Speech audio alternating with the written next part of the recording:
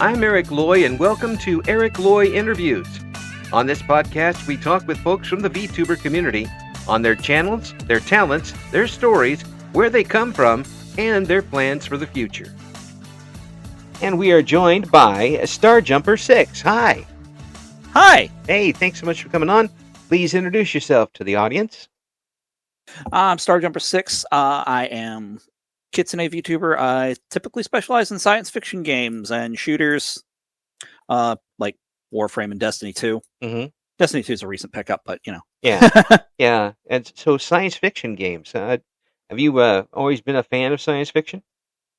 Yeah, it pretty much goes back to when I was younger. Mm-hmm. My mother got me into Star Trek.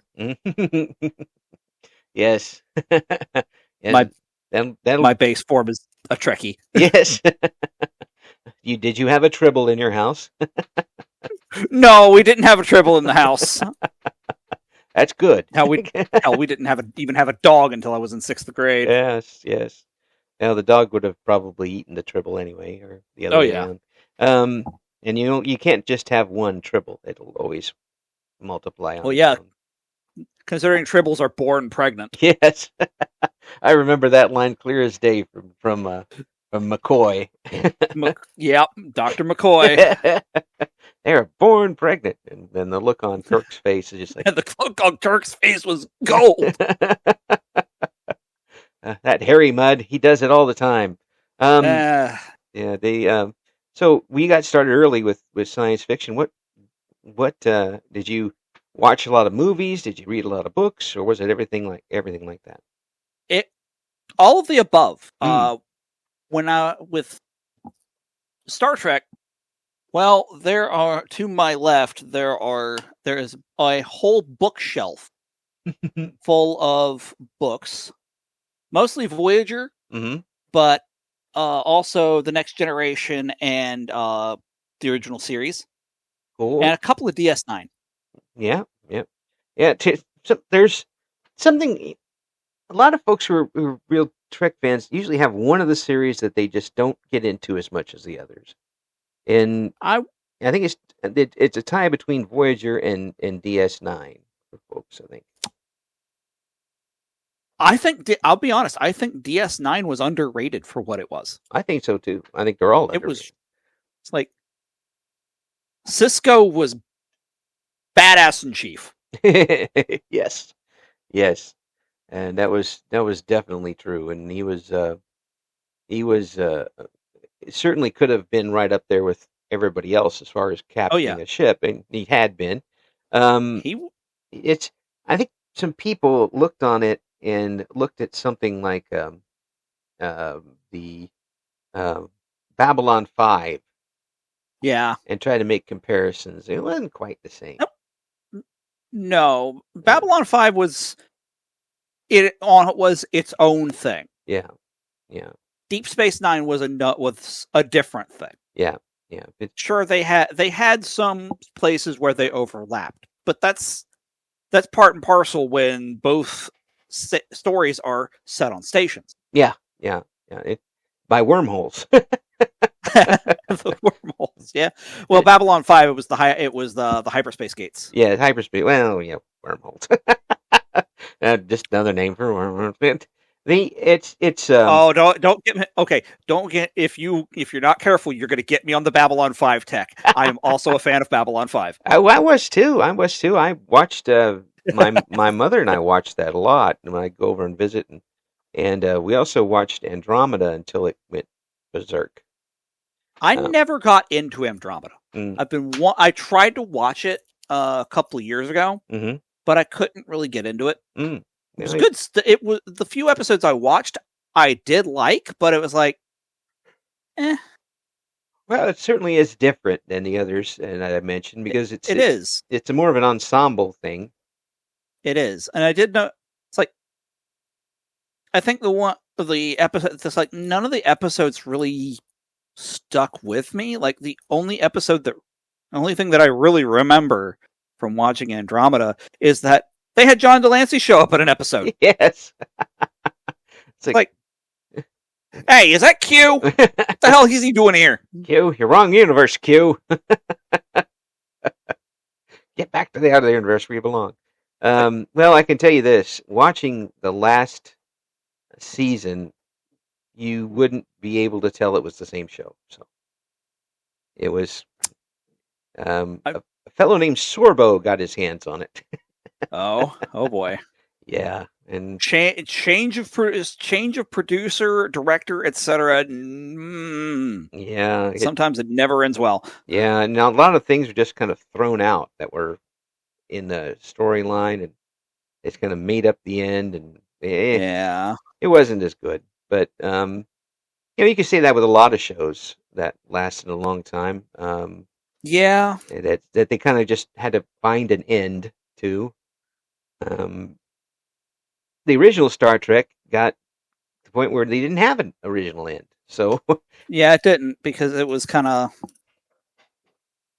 it I believe it got just canceled, yeah, or taken off the air, and there's just the IP got mothballed for a while. Oh yeah, until the motion picture. Yeah, and the thing is too, if you do, I mean, you're obviously a fan of the original. You can tell when things changed on Star Trek original. Yeah, When they kept my mother's more of a fan than I was. Yeah, Than I am. When they started landing on Earth-like planets all the time. Yeah. Like, wow, it's there's nothing special about that at all. Yeah. Now Kirk's a gangster. Okay. It's like, I honestly have a preference for of the series Deep Space Nine. Yeah, Deep Space Nine.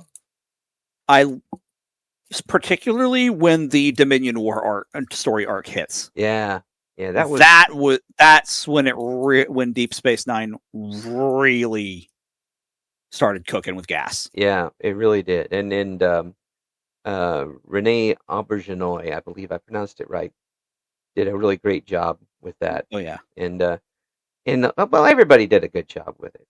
they all did great. Yeah, even when they had to change one of the cast members, but of course the cast member was already written in a way that they could change without having a big problem. Yeah, which is kind of foreshadowing. Lucky on their part. Rest in peace, Jadzia. Yeah, you didn't have to have a big Doctor Who thing going on with it. It just happened to go that way. Yeah. But the overall, they didn't stray too far from the direction they were going in, and ever with it, which is something you can't say about a lot of other shows. Yeah, so a lot of people like to also harp on Discovery a little bit. Mm-hmm.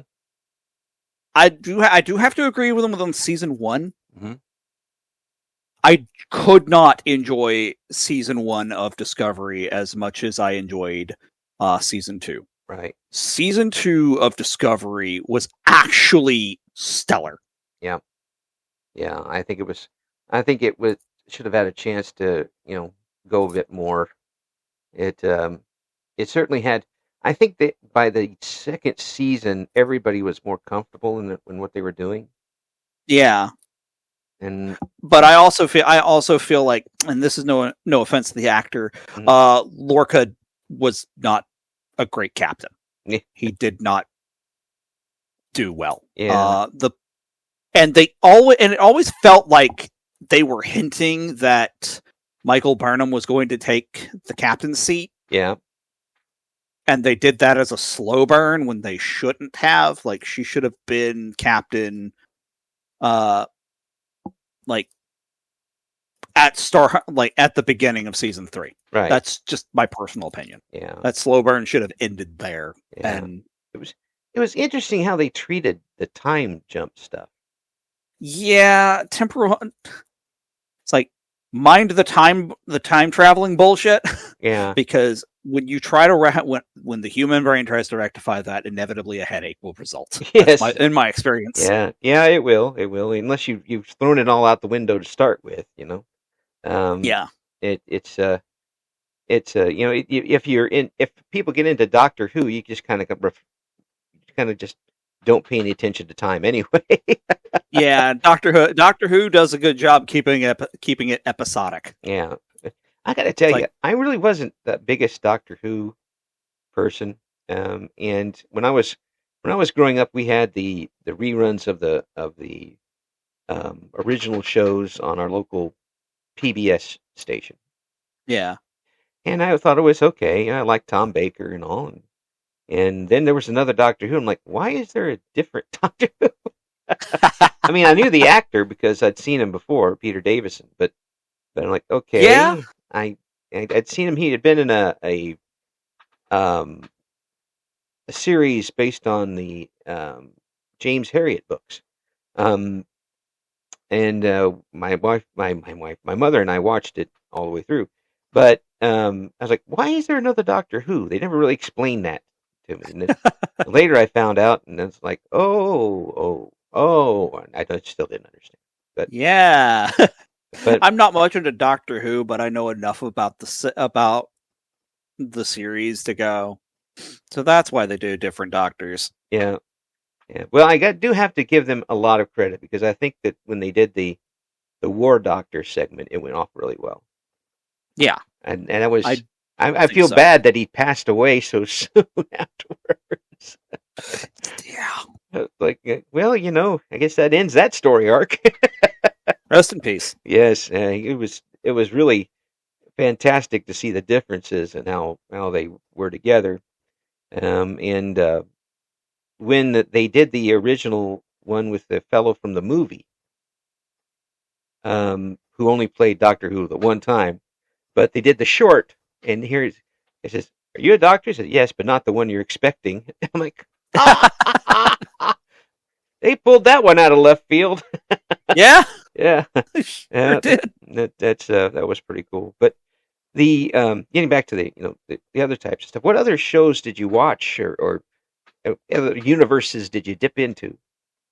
I've dipped into Star Wars, but Mhm. that's par for the course for everybody, isn't it? Yeah, I think so.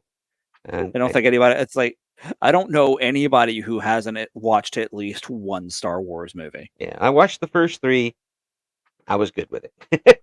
Are we okay? Are we talking in release order or in story order? Release order. And I was like, Excellent. yeah, and after that, I was like, okay, okay, that's fine.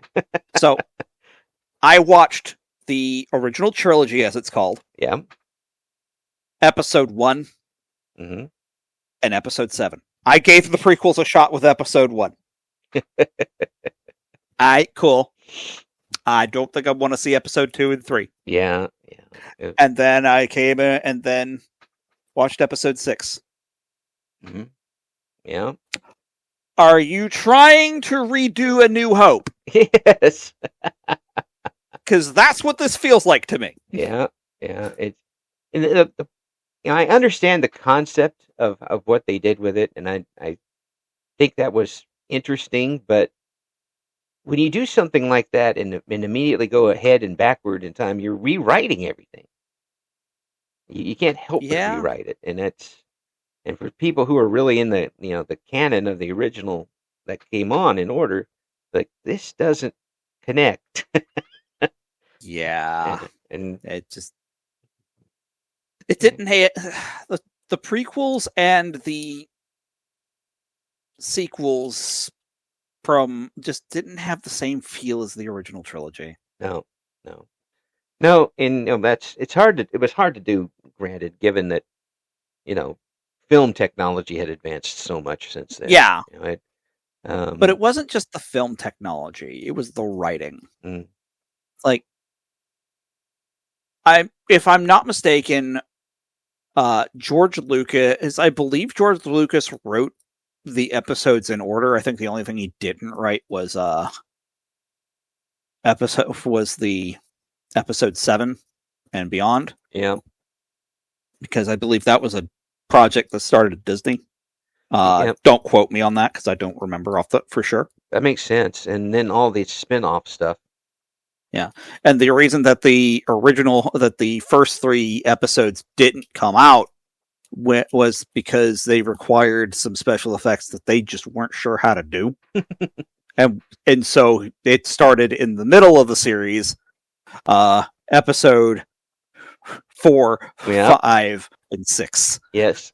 Yeah, and people and I don't think people realized at the time that they were going to come out with the 1, 2, and 3. They're just like, okay, we'll just start with 4 and go on from there. And then they started the prequel stuff, and everybody's like, okay, but there's some folks who live by those, and I'm glad they enjoy it. But enjoy it if you want. Enjoy it if you enjoy it. That's It's like you're allowed to enjoy it. Yeah, absolutely. Now you said you watched the Babylon 5 as well? I did. I haven't watched Crusader. I've been meaning to do that. It was and good. I believe there's a Babylon 5 movie, the Third Space Aliens thing. That I didn't get a chance to watch either. Yeah. But the Crusader thing should have been given a better chance, but it didn't. I have all 5 seasons of Babylon 5 on DVD. Yeah. Now, do you think, I haven't read up on this, but do you think that when they brought Bruce, I call him Bruce Box Opener, Bruce Boxlener, yes, or something like that. Yeah, brought him in the show, that they were actually just replacing the captain, or did they have a plan for him to come back? The way Babylon 5 was written feels like it was planned. It felt like it was planned, and if it was not planned, my goodness, are the writers God tier. Because they made it look planned. Yeah. It really, they really were able to, and when I saw it the second season, when it started off and didn't have him in it, I'm like, okay, well, they decided he wasn't the guy, and he was okay. He was kind of a little odd, godly placed, but I said, okay, now they went for Bruce. Everybody knows Bruce, and they'll see where they go from there. And they kind of dipped away from it a little bit, and found themselves plenty of storylines to go with that, with the Combine and all that stuff. But they did an amazing job. Yeah, but then I also saw Bruce's wife show up. Like, what? In a part that originally wasn't cast by that person. I'm like, okay, did he kind of take over the show? But yeah, like but it went fine. It went fine, I think. It certainly was tough to explain a few things down the way, but I think they kept it together pretty much. And then I really do think they had a different idea for the end of the series, but didn't get a chance to do it. Yeah, what happened was, it's like, you'll notice at the end of season 4, they're having this. There is an energy being that's supposed to be a super evolved human, downloading records, right, before leaving the solar system, about to go nova. They thought that the series was going to end at season 4, because so they had already done the writing up to that point, and then out of nowhere they get re-upped for a 5th season. They're like, oh, scramble. We got to find something to put in here that makes any sense at all. Because they wrapped it up. They had season 4. They had all the storylines wrapped up in season 4. Yeah, and it was. But then we never find out what really happened to the sun. Well, I believe it's implied that the sun was going supernova. No, I mean the son of the Delenn, the son of Delenn and the captain, and Captain Sheridan. Yeah. I believe that's covered in Crusader. Might be. I remember Crusader being about the disease. that was Yeah, which I thought was because it was a fine show when I watched it. But, I didn't get a chance to watch it. yeah. Well, it didn't get a whole lot of publicity either. It didn't, and from what I understand, its release was kind of funky. Mm-hmm.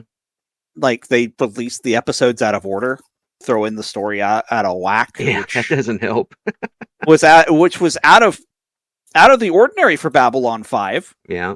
So, which meant that people that were fans of the series and following along with everything just couldn't catch the plot. Yeah, it was tough to do. But they did that really well. Was there any shows that you started watching that ended without a finish that you wish could have kept going? Off the top of my head,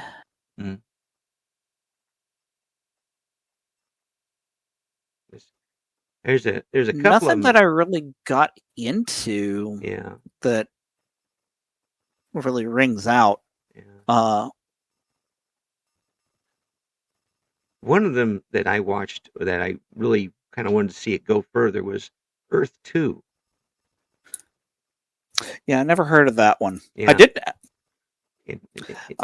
Any science fiction show that has Tim Curry in it.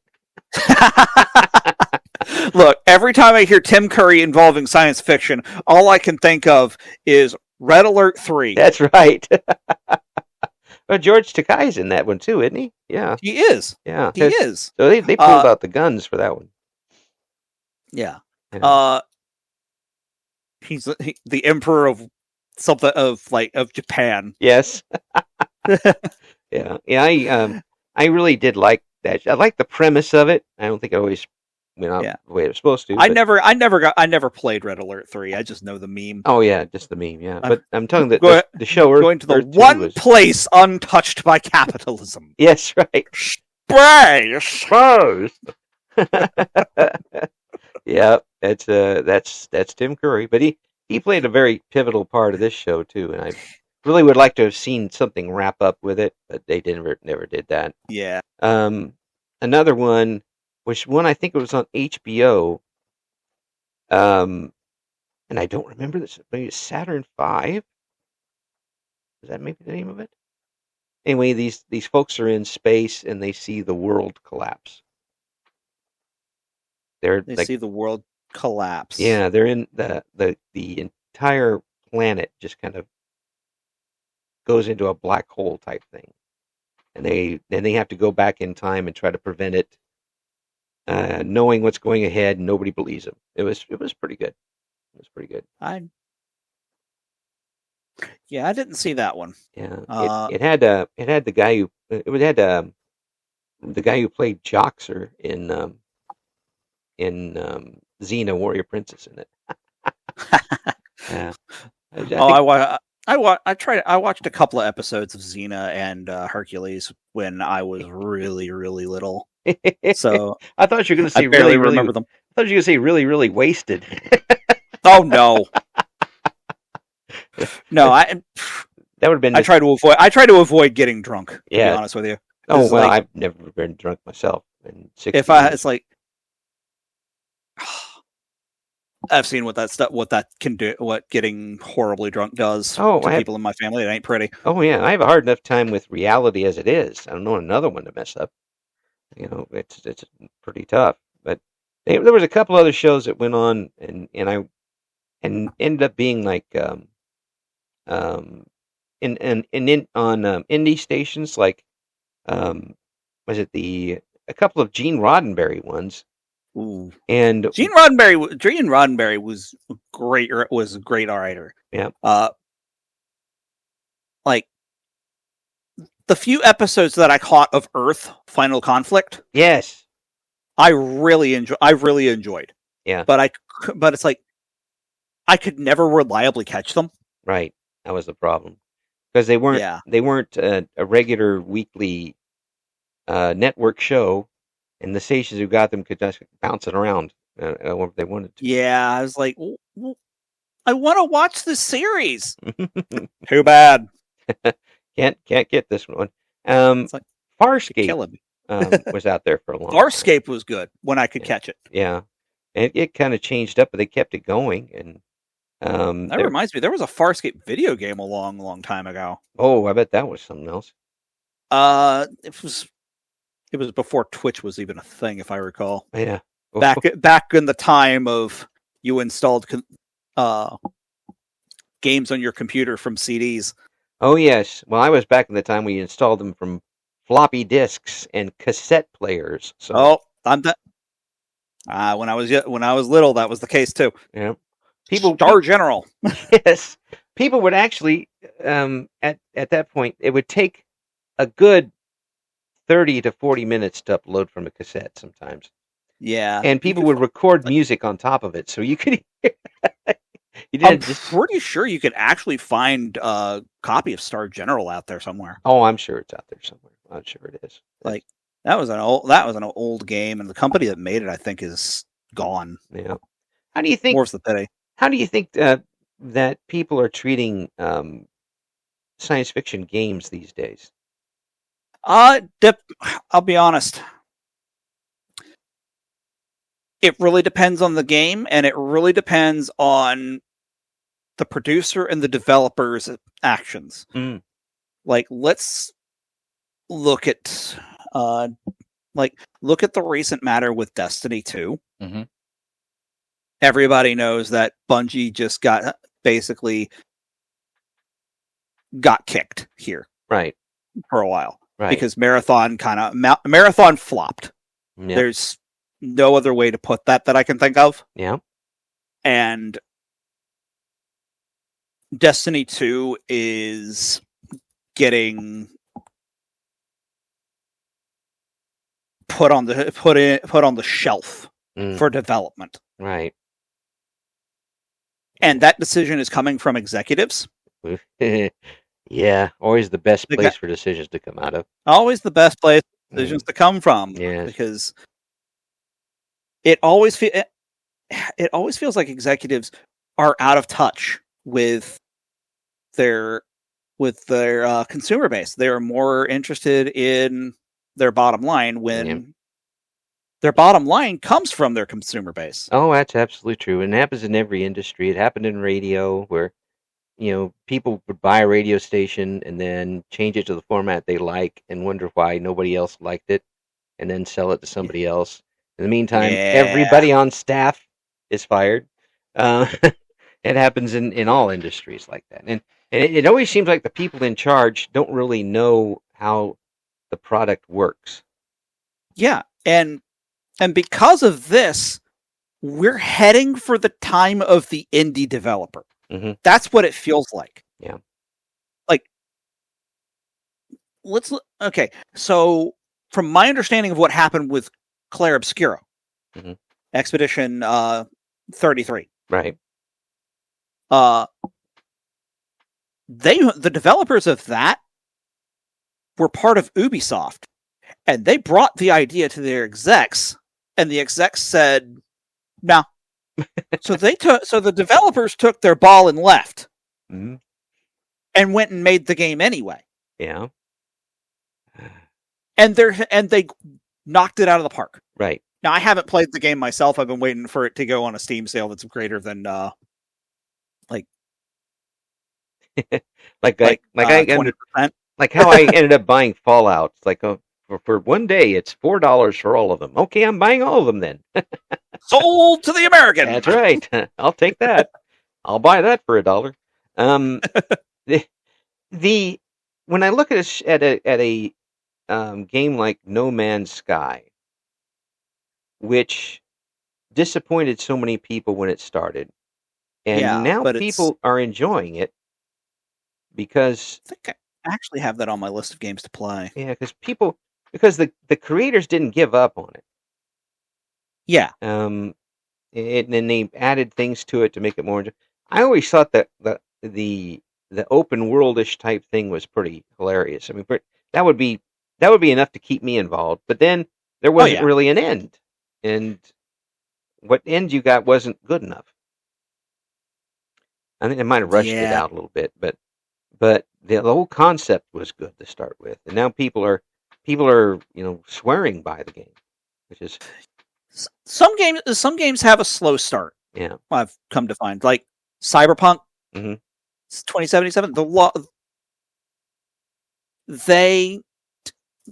CD Projekt Red didn't do the best they could have with the release, Mhm. but in all honesty, I believe it was around the time of COVID. Mhm. There were a lot of things that would cut there. There were a lot of places that dropped the ball there in that period. Yeah. So Yeah. can't really fault them for that one, Yeah. even though people did. Yeah. Yeah. So Yeah. And there's but they recovered from the bad start, Mm. and instead of taking their ball and going home, as in going on to work on something else, Mhm. they worked to correct what they messed up. Yeah. And over the course of a couple of years, they built Cyberpunk 2077 into something that people love. Right. Right. Like, and the mods for it. And I'll be honest, I play it with mods for days. Yeah. The ability to mod the games and to add on pieces to the game by fans certainly does stretch the life out of a lot of these games these days. It really does. And I think that the independent folks have realized that. Oh yeah, and like even major companies have realized that too. Yeah. At least some of them.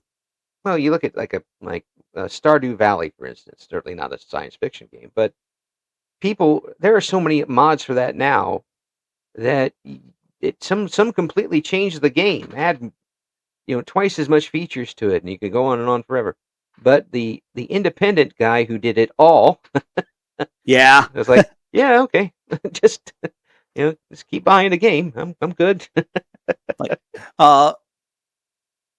Mech Warrior 5 Mercenaries have mod options coming out its ears. Mm. That's one I play from time to time myself with some friends. Yeah. Let's see, Stellaris. Mm-hmm. My mod list for that game is 126 mods long. Oh, jeez. Yeah, most of that is portraits. So yeah, okay. like you need a whole nother computer to put that one on. Yeah, maybe I'm still thinking about days when I had an IBM toaster and could only put like 2 games on it at once. Would you believe that I played the original EverQuest on an E-machines that only had 20 gigabytes of space? I had an E-machine, and I have an E-machine right now in my shed. Oh my god! That I played Might and Magic on until I knew every inch of that game. Which Might and Magic? The ones I really liked were everything up until 8. Well, 8 I liked, but 9 was terrible. From my understanding, 9 was when the company was basically going bankrupt. Yeah, and it probably isn't a bad game enough. It looked okay. It strayed so much from the original that it was. They didn't get a chance to really polish that one. No. I am a fan of Might and Magic 7. Mm-hmm. I actually have it on my computer. I've actually found a mod that will let me play it on. Will let me play it and get it streamed. Oh wow, that's cool! Because I can get it to work on the computer. You have to slow your computer down to potato. Yeah, if you get it through Good Old Games, mm-hmm. it comes with that. It comes with that already taken care of. That's good. That's good. Yeah, I've played that. Played the crap out of that game. I love Might and Magic 7. Yeah. I have also played Might and Magic 8. Yeah. It was one that I played both of these games as a kid. Yeah. I still play them every once in a while when my computer's working. My game computer's working. and it's more of a comfort thing than anything. I know exactly where everything is. I know when the big bads are coming and what to use against them. Yeah. And in 7 you can you can hop around a little bit. Actually, in 8, you can hop around a lot. Yeah. I found where if you get off those islands right away, and there's an area where you can just barely make the mainland with a water walk spell. Yeah. And then it's all yours. You skipped so far ahead in the game that you're in good shape. There's a couple spots, of course, in those games that'll cause you problems. 6, I enjoyed when I played it, but I don't think I would enjoy it now. I could not get through 6. Really? I would always get okay, so you go into the Temple of Ba, you open the chest to get one of the keys, mm-hmm. and you're immediately surrounded by skeletons. Right. And you can't get away. Right. That's where I'd go down every time. Oh, I managed to get through 6. And it was okay. I mean, at the time it was great. I didn't have anything else to compare it to. 7, I enjoyed a lot more, and 8, I enjoyed not quite as much as 7, but I enjoyed. But 9 was worthless. I played 1 all the way to the end, and by the time I was done, because I didn't have a guide and there wasn't an internet at the time to watch it. Yeah, my characters were level 600 and some. That's true. And I had gone to the store and bought a pad of graph paper and graphed every single area and every little notch where everything happens. And finally, I found the place where you can win. And because my levels were so high, I just walked in and smacked him. He was dead. There's a meme for that now. It's when you do all the side quests and finally get back to the main quest. Yes. Well, that was because I couldn't find where to go. It didn't really give you any hints. So finally, I had this entire book. Everything, every town, every area on the map was absolutely graphed. I should have turned that into geometry class. I probably would have gotten a good mark for that. But I found places that I did eventually find a guide for it, and there's things that I found that the guide didn't have, which is pretty funny. I went inside walls to transport inside walls to map this thing out, just in case. My goodness. Yeah, and I found a few things, but 2 was almost impossible. The Might and Magic series did have moments where it would be very difficult to get through. Yeah. 2 is really bad for me. Like the one that always got me in 7 and still gets me. Yeah. Is your first entrance to the pit. Yeah. Yeah, we'll open the door and there's a whole array of liches, necromancers, and ghosts with a couple of goblins sprinkled in. And liches are there, and you're if you walk out in there without invisibility on, you're gonna die at that level. But unless you really run fast. So one of the things I would do is make sure that I had light magic on at least one character before I went in there, and that one character had destroy undead. Yeah, that does help. That made the liches a lot more manageable. Yeah, it was the dragon's breath from the Queens of the Dead. Yeah, I hate it. I hate those things. That ruined me. I hate those things. And they also have the spell that reflects pain. Yeah, pain reflection. Oh, that's literally what it's called. It just kills me every time. But what I would do when I got to that level, I'd had somebody NPC that had the town portal spell. So I would hit the NPC with the town portal spell, and get sent back. That way, I could town portal to it at any time. Yeah. So I would, and then I would go back, and eventually, when I got the invisibility, I would use the same town portal to get the invisibility, and it would show up right outside the tavern.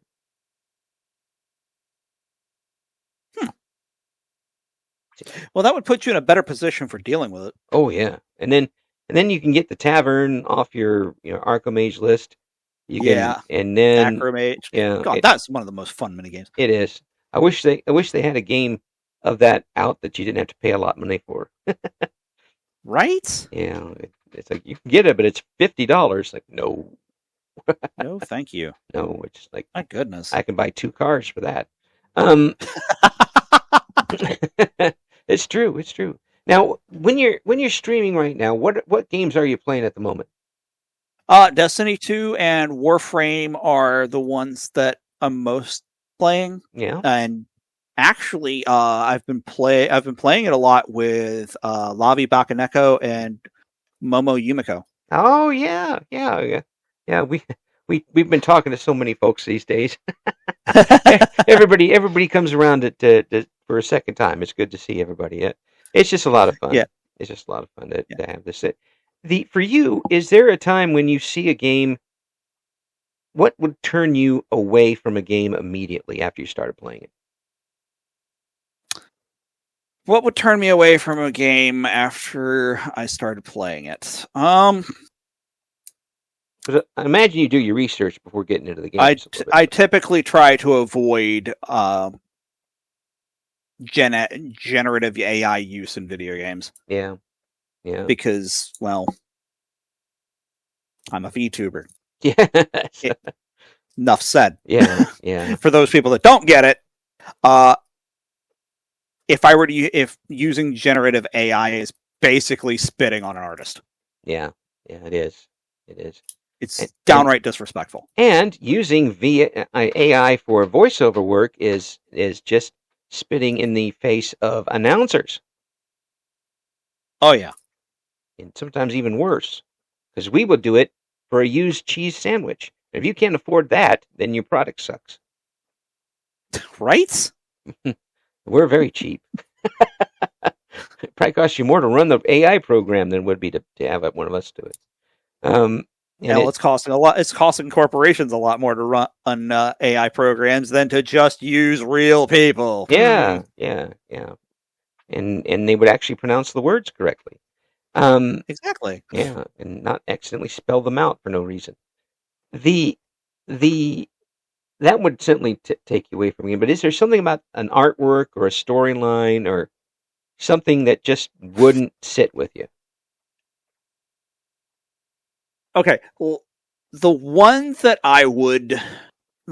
would have me turn away is if, let's say, a villain has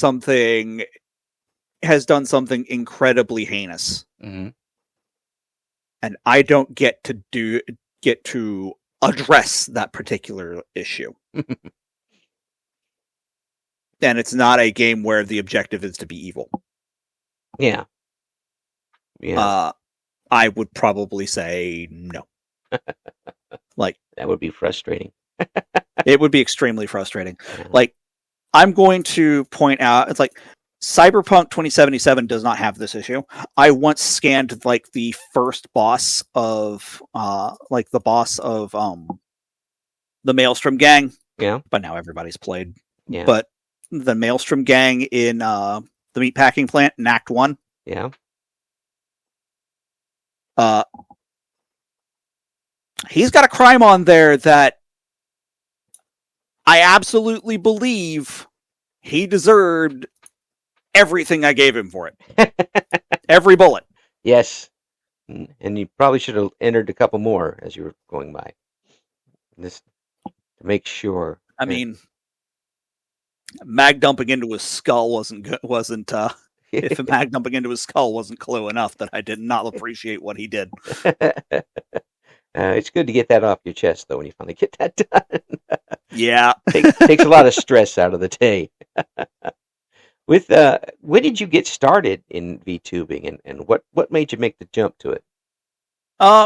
When I first started streaming, I actually tried not being the VTuber first. But a couple weeks in, I was like, you know what?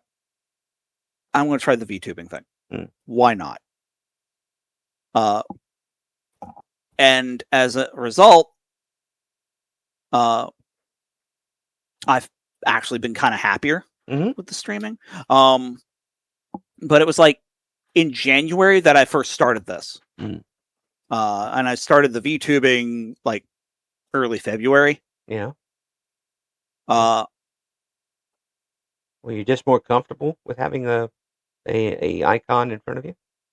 yeah, there's kind of there's some comfort to it, Mhm. and there's, I guess the feel of more privacy. Yeah. Yeah. And what got me to decide to do this is, I know a few streamers. Mhm.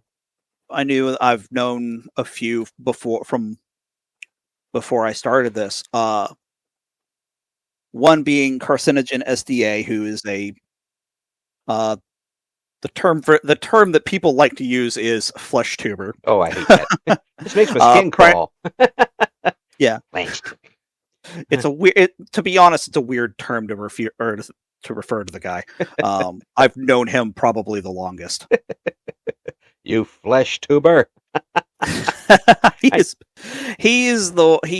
got me some advice on sound setup Mhm. and monitor setup Right. Right. as well. He's living over in Japan Mm. at current time, Yeah. so his streaming times are way off mine. Right. Right. Right. And This much sounds as I tough would love, sometimes. and it's a hard time for me to watch his streams when Yeah. he's on such a time zone. But Yeah, hey, it is it different. is what it is. And the other one that I've known for a while is Catbotsumi. Okay. Catbotsumi is a VTuber. She's mute. Mm. She does not have a Twitter presence. Mhm. She's primarily on, I believe, she uses Blue Sky. Yeah. Um, A lot of folks use one or the other. Maybe have both, but only use one side, which is yeah, there's reasons for that. I don't think she's much of a fan of. Last I checked, she wasn't much of a fan of Twitter. Yeah, well, But- there's some people that aren't a fan of any of either one of them, and will try to stay away from both. But I try to do both because I need the reach at this point. Yeah, she is.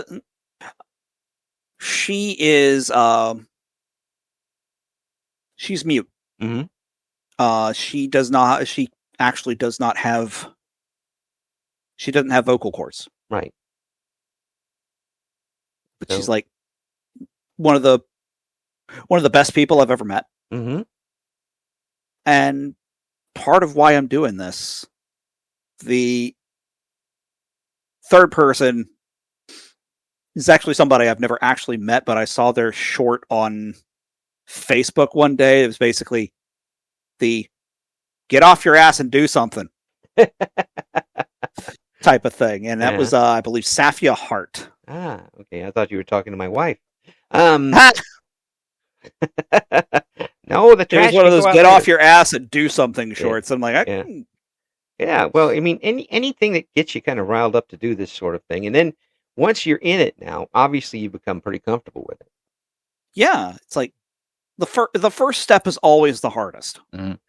And if I were to give any advice to anybody, just take the plunge. Yeah, yeah, and nothing really prepares you for turning on the microphone and realizing that you can possibly be heard by VTubers. I could say 95% of the planet.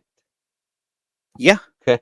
I mean, they're not all going to tune into you, but you could have 10 people in the United States, 10 people in South Africa, 10 people in Lithuania. It could be all over the place. But the good part for a lot of people is you don't see them. Yeah. There's a certain power that gives you. Yeah. In a way, it's like you're not looking at them, so you don't really get the stage fright that would come from, oh shit, I'm standing up on front of it on a stage in front of God and everybody. My legs would lock up and I couldn't do anything like standing on stage. It was pretty funny. But see, it's a lot like radio in a way, because you have to have the personality in your voice to keep it going, keep it alive and fresh for everybody.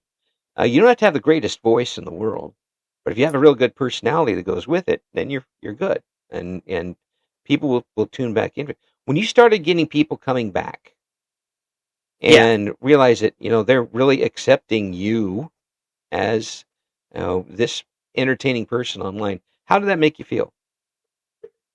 It actually gives me a pretty good feeling. It's like I'm putting a smile on somebody's face. Or at least making them feel better about a really shitty day at the office. Yeah. That's a good thing. That's a very necessary thing these days. It's like it really is. Yeah. When it gives you that sort of feedback, is that what do you go on now and look for that feedback, or are you still going on to look to have fun with it?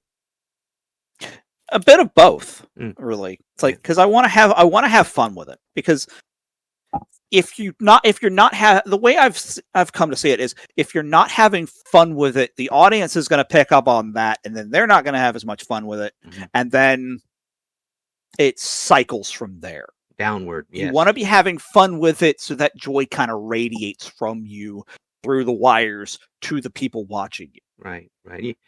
I always took the idea when I was on the radio that I was being invited into their homes, and I wanted to be a good guest. I wanted them to invite me back. There are a lot of other people that they could be watching or hearing or being a part of, and don't drive them away to other. I mean, sometimes you're not their cup of tea. Just deal with it, and they'll go somewhere else. But don't give them a reason. Yeah. You want them to stay. You want them to stay. Mm-hmm. Yeah, be as welcoming a host as possible, and you're not really the host; they're the host. They're hosting you. You want to be a good guest. You want to be the best person you can be. So they are like, "Hey, it was great to have you around. Come on back." Yeah, next time. Yeah, these are people who are taking time out of their lives to come and watch you do things you enjoy. That's pretty redeeming when that happens. And it also, doing that will organically grow your audience into a more solid block to start with. These are generally folks that aren't just going to pick up and leave for no apparent reason. Yeah. And that's always a good to have foundation, because you get you could say something goofy and 1,000 people show up all of a sudden, and then a month later you're back down to what you had before. Yeah. Yeah. You can have the flash and bang, but you also got to have the hook. You had to have the hook, or otherwise it's not going to work. But I think you're really set up for this. I think you've got a really good personality for people, bringing people in. It's obvious you're not putting on an air when you're on. It's you. When you're enjoying yourself and being natural at that will automatically bring other people into it. Yeah, it's you gotta find them. Yeah, and they gotta find you. Yeah, and once they find you, don't run away. And invite them. And I think that you got a great future with this. I hope you keep going with it and enjoying yourself more than anything else. That's the biggest thing. I'm certainly planning on it. Yeah, we're gonna have all the links we've been able to find for StarJumperSix in the description for the video, and please check out and see what Star's got going on. Thank you so much for coming on. Of course. Thank you for listening to Eric Loy Interviews. Join us again next time when we talk to another member of the always interesting VTuber community.